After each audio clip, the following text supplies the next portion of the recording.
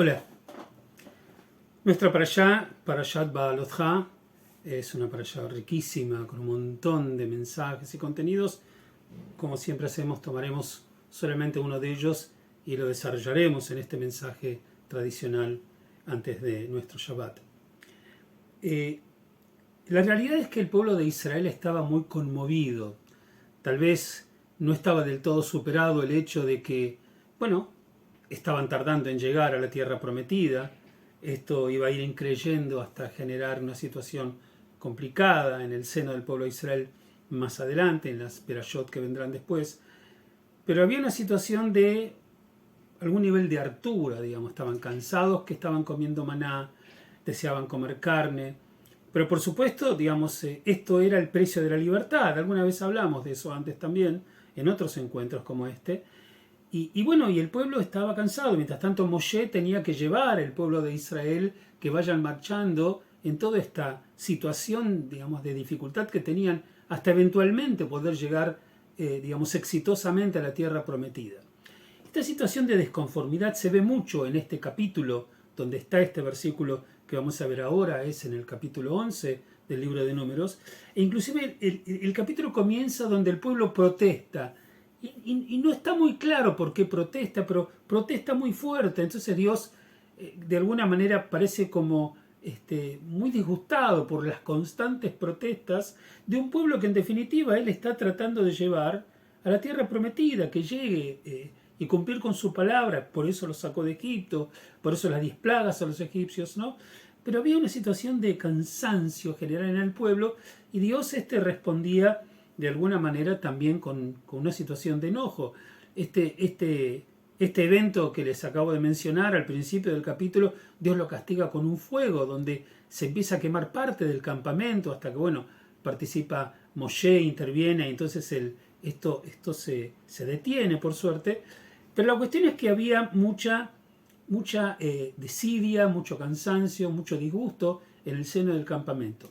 Pero esto es una cosa que puede ocurrir. Lo difícil es que en ese contexto problemático, el rol de Moshe y de aquellos que no se dejaban contagiar por esta desazón que tenía el pueblo, tenían que implementar la actividad física de avanzar.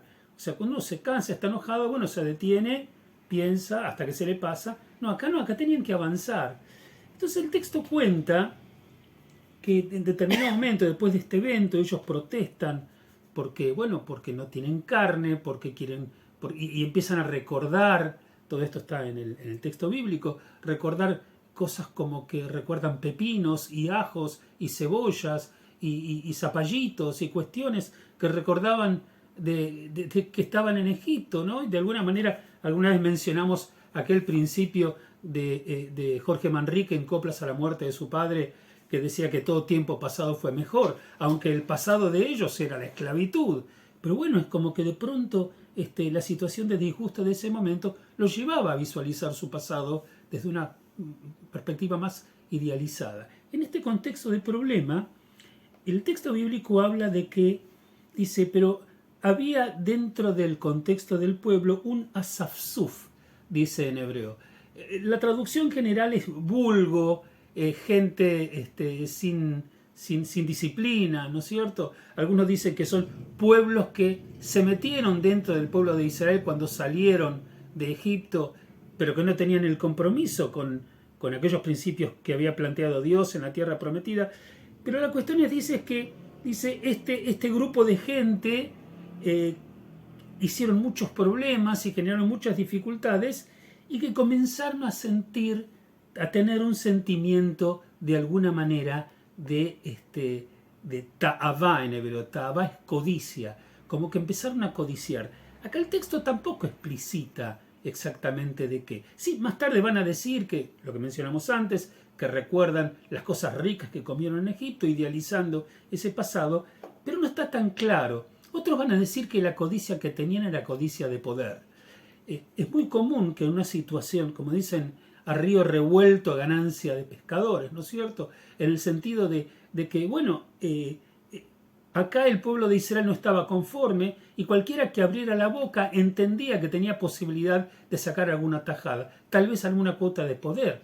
Claro, el pueblo de Israel está enojado, está de alguna manera, no de la mejor manera con Dios, mucho menos con Moshe, que era el representante de Dios y que los estaba liderando.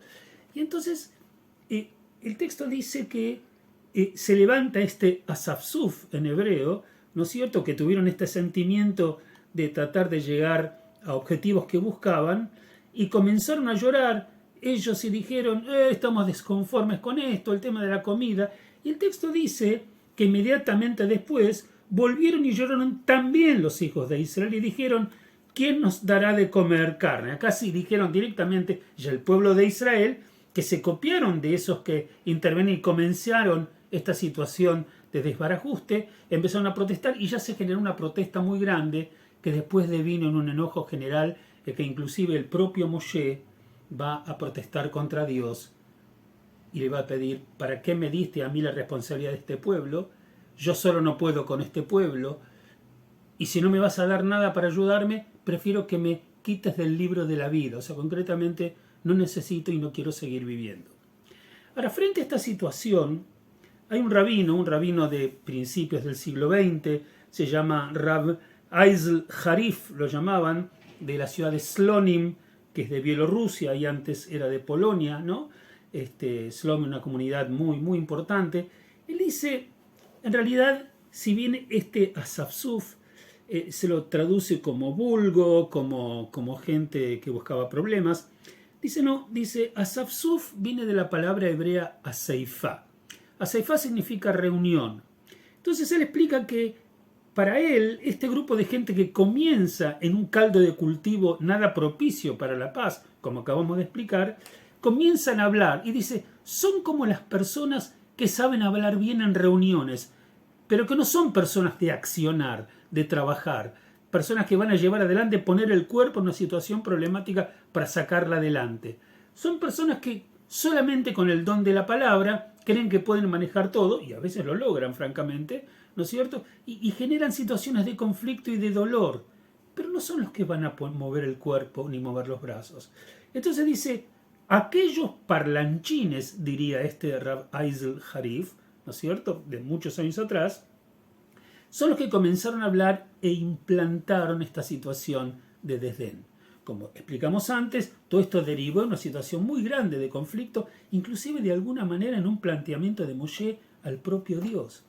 Entonces él dice, qué importante que es saber distinguir en una situación de conflicto o en un grupo problemático, quiénes son los que de verdad van a ayudarte físicamente, poniendo el cuerpo y poniendo la voluntad para salir adelante y sacar los problemas que nos están molestando en ese momento, y quiénes son los que solamente van a sacarlo de la boca para buscar tal vez una ventaja personal, una cuota de poder o algo que a ellos les interese. Entonces dice, fueron ellos los que generaron todo esto. Dios nunca había dicho a los hijos de Israel que el pasaje de la esclavitud a la libertad iba a ser un jardín de rosas. Nunca lo dijo. Por supuesto, era un esfuerzo, había que trabajar para llegar a la tierra prometida. Desde Egipto había que pasar por el desierto, con todo lo que eso implica. Entonces, que es un poco la enseñanza para nosotros en función de lo que el Rabbi Harif plantea, es que aunque estemos agotados y cansados por situaciones de conflicto, es menester que no obstante esa hartura y ese cansancio, no nos haga perder nuestro criterio en poder distinguir entre quienes, tal vez aprovechándose de nuestra desesperación, buscan una tajada para ellos, ¿sí?, en la situación de problema, algo que a ellos les conviene. Y que a pesar de que nosotros no nos sintamos en el mejor de los momentos, sepamos distinguir quién abre la boca para ayudarnos y que su ayuda es positiva y que su ayuda nos va a servir en la medida que nosotros sepamos entender y escuchar bien, y quién va a estar abriendo la boca simplemente para sacar la famosa ganancia de pescadores. Es importante que podamos saber, no siempre nuestra vida va a ser un jardín de rosas, no siempre todo va a estar navegándose por aguas calmas y tranquilas.